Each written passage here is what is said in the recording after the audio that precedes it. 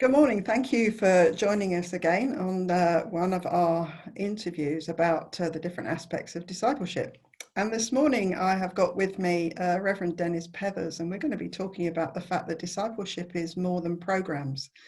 And so, Den, would you like to just introduce yourself? Beth, I will. My name's Den, or Dennis Pethers, Reverend Dennis Pethers, as you just called me. I head up now a ministry called The Rooftop, which is happening all over the world. Brilliant. And perhaps we'll pick up on what that actually means a little bit later on. But the first question I've got for you, Den, is how would you define making disciples for Jesus?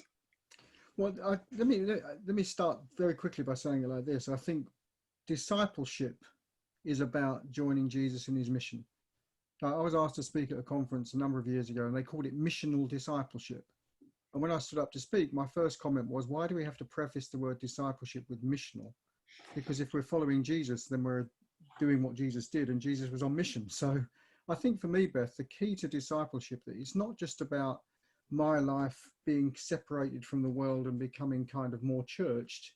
I think discipleship is about me living for Jesus in the world and being equipped to shine light into the world and help other people to become disciples. So mission and discipleship are intrinsically linked for me. They're not separate things. They're actually completely joined together. Thank you. That's really interesting. And something that's kind of happened as a result of lockdown is that many churches' normal programs of events have all had to cease.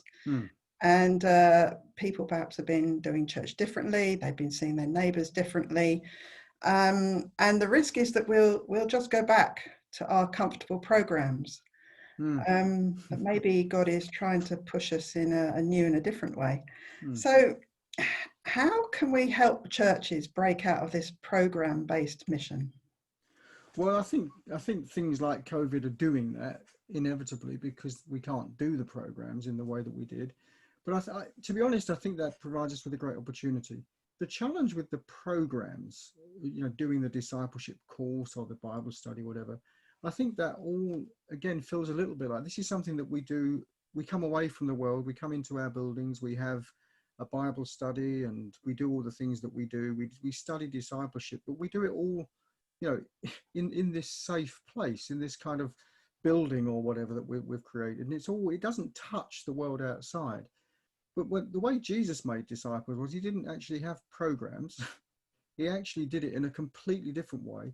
And I think the challenge for me, Beth, there's nothing wrong with programs in and of themselves. I think the challenge is that at the heart of it is, if a disciple is somebody who's learning to be on mission with Jesus, the key question is, how do we learn? And the problem with programs, I think, is that programs tend to happen in such a way that we're not in the best context to learn. So let me explain what on earth I'm talking about by that. The approach of Jesus, as I see it, was that Jesus, he wanted to make disciples that would make disciples. So the Great Commission was in his mind at the beginning. He called those disciples because he knew he was going to be sending them into the world. And the way that he taught them to join him in his mission, to be disciples, to be about the kingdom, was he didn't erect a place. He didn't hand out teaching notes.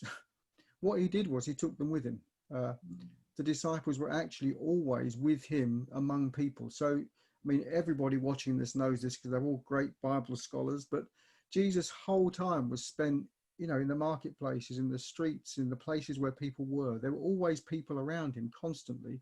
And that is the context that he used to make disciples. He taught them, if you want, on the job. He taught them as he did it. And I use a very simple thing, which I find it really helpful anyway. So hopefully people watching this will find it helpful. The approach that he used, I simply call it this. I call it the tell me, show me, let me approach. And the way Jesus did it was he told the disciples things that they should do. While they were doing it, he told them, he kept teaching them things and saying things to them. And he pointed out scriptural truth and things about God and things about people and things about the kingdom. He kept telling them these things. But they weren't hearing them in some abstract place. They were hearing them in the middle of all the action of what was going on. The second thing that he did, which I think is so important in terms of why discipleship can't just be programmatic, is that he showed them how to do things. They watched him do them. They saw him as he taught. They saw him preach and teach. They saw him in one-to-one conversation. They saw how he dealt with conflict. They saw how he healed and how he performed the most remarkable miracles, raising a man from the dead. They saw him do all those things. So it wasn't like they were just reading them in a program. They were actually experiencing the reality of seeing somebody do these things. And so as they were, I would definitely put this forward as something which is so key for us to think about. As they were learning, they weren't just learning by what they were told, they were learning by what they were experiencing and what they were seeing.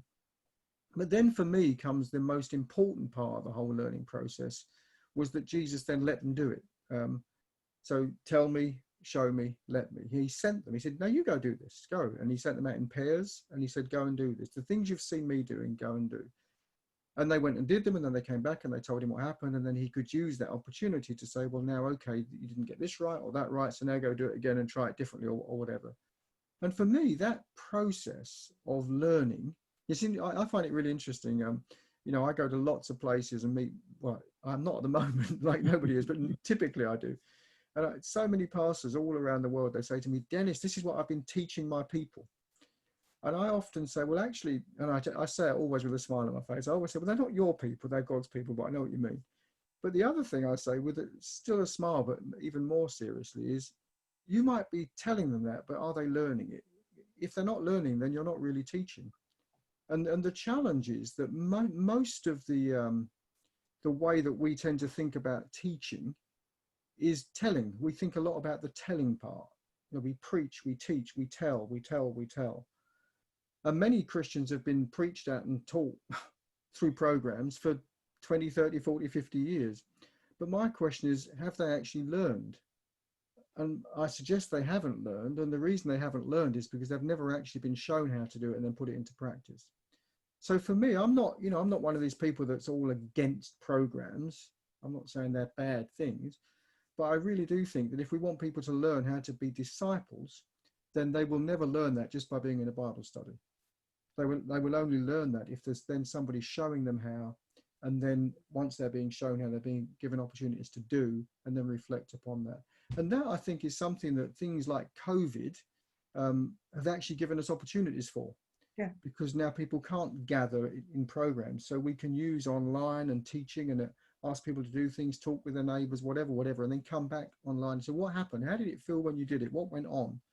And then through that kind of gentle accountability that can be built into it, we can actually really see people learning how to become disciples that make disciples who make disciples. Sorry if that was too long. I'd love you to be carrying on talking about that, but we don't have enough time. Sure. But if what Den has been saying has whetted your appetite, then you can see on his banner behind him, the rooftop.org, which ironically is a sort of program. But actually, it's a process, not a program. A process, yeah. But it will expand on what he has just been saying and help you to know how to, put your passion for discipleship and growing discipleships of Jesus into practice. So if you would like to know more and understand more about the approach that he's been talking about and how to release the people in your churches to be disciples who make disciples, then go and have a look at the rooftop.org and engage with their material. Get in touch with Den and just see what God might be able to do through that, or just go and do it anyway. So thank you, Den, so much for joining us. Thank you. Thanks a lot. God bless you all in your day. God bless you.